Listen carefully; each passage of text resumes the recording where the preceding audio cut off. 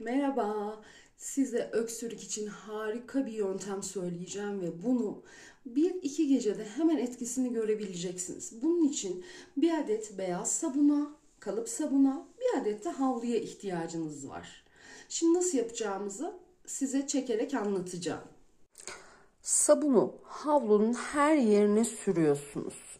İkisi de kuru olacak. Her tarafına sürdükten sonra hem sırtına hem de göğsüne çocuğunuzun koyabilirsiniz. Sadece çocuklar için değil, yetişkinler de bu yöntemle çok rahatlıyorlar. 1-2 gecede öksürüğünüz tamamen geçecektir. Geçmiş olsun.